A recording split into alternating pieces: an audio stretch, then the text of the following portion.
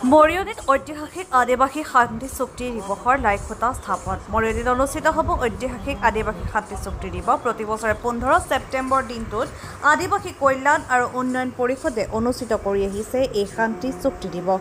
অহা 15 ছেপ্টেম্বৰ তাৰিখে মৰিয়নি মহাদেৱ আগৰৱালা খেলপথাৰত হ'বলগীয়া ঐতিহাসিক আদিবাসী শান্তি চুক্তি দিৱসৰ মঙলবাৰে মাংগলিক নিয়মেৰে লাইখুঁটা স্থাপন কৰা হয়।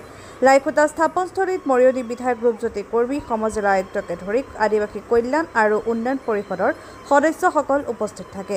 ঐতিহাসিক আদিবাসী শান্তি চুক্তি দিৱসত দেশৰ মহামহিম ৰাষ্ট্ৰপতি দ্ৰৌপদী মুৰ্মুক আমন্ত্ৰণ জনোৱা হ'ব বুলি প্ৰকাশ কৰে মৰিয়নি বিধায়ক ৰূপজ্যোতি কৰ্মীয়ে। মৰিয়নিৰ পৰা সূৰ্য দাসৰ ৰিপৰ্ট, এনি এক্সপ্ৰেছ। 1826 চনত ইয়াণ্ডাবু সন্ধিৰ পিছতে ব্ৰিটিছসকলে ছোটানাগপুৰ নামৰ যি অঞ্চল আছিল সেই অঞ্চল পিছলৈকৈ বিভক্ত হৈ পেলাই ছত্তীশগড়, ঝাৰখণ্ড, বিহাৰ, মধ্যপ্ৰদেশ, অন্ধ্ৰপ্ৰদেশ, তেলেংগানা, পশ্চিমবংগ, অসমৰ এটা অংশও আছিল সেই সময়ত ছোটানাগপুৰ নামৰ এই অঞ্চলটো। আৰু তাৰ পৰা আমাক আনিছিল চাহ জনগোষ্ঠী আদিবাসী লোকসকলক ইয়ালে। আজি চাওঁতে 200 বছৰ হৈ গ'ল। কিন্তু 200 বছৰ যদিও হ'ল, ভাৰতৰ স্বাধীনতা হোৱা আমি এবছৰ পিছতে 80 বছৰ আমি চুম। এই 80 বছৰ ওচৰা-ওচৰিলৈকে আমাৰ দাদা ভাইসকলে বন্ধুক তুলি লৈছিল সংগ্ৰামৰ কাৰণে। আৰু এই সংগ্ৰাম আছিল নিজৰ আত্মৰক্ষাৰ বাবে, নিজৰ সমাজৰ উন্নয়নৰ বাবে। চাহ জনগোষ্ঠী আদিবাসী অঞ্চলৰ যি মানে অন্যায় চলি আছিল, পূৰ্বৰ চৰকাৰসমূহৰ দিনত অন্যায় হৈ আছিল, বিভিন্ন ধৰণে শোষণৰ বলি হৈ আছিল। ইয়াৰ বাবে এটা হস্তদায়ী সংগ্ৰাম চলিছিল।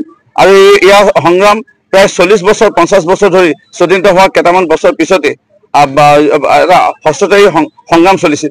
এই সংগ্ৰামৰ লৈ কোনো সন্মান কোনো চৰকাৰে নিদিলে। আমি ধন্যবাদ জনাম মাননীয় মুখ্যমন্ত্ৰী ডক্টৰ হিমন্ত বিশ্ব শৰ্মা ডাঙৰীয়াক। 2022 চনৰ 15 ছেপ্টেম্বৰৰ দিনাখন মাননীয় দেশৰ প্ৰধানমন্ত্ৰী নৰেন্দ্ৰ মোদী ডাঙৰীয়াই উদ্যোগ ল'লে। মাননীয় গৃহমন্ত্ৰী অমিত শ্বাহ ডাঙৰীয়াৰ উপস্থিতিত আদিবাসী শান্তি চুক্তি স্বাক্ষৰ হ'ল। সমান্তৰালভাৱে সেই সময়তে আলফা শান্তি চুক্তি, ডিমাচা শান্তি চুক্তি, কাৰ্বি শান্তি চুক্তিও সেই সময়তে এই চুক্তিসমূহ হৈছিল শান্তি চুক্তি।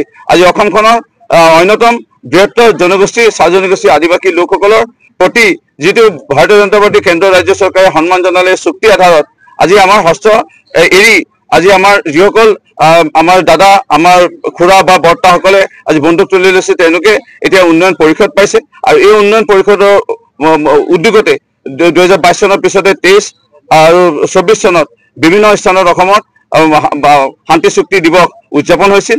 আৰু এইবাৰ আমি নিজকে সৌভাগ্যৱান, উজনি অসমত যোৰহাট জিলাৰ মৰিয়নি সমষ্টিত আমি 3য় বাৰ্ষিকী আদিবাসী শান্তি চুক্তি দিৱস উদযাপন কৰিবলৈ লৈছোঁ। আজি লাইখুঁটা স্থাপন আছিল।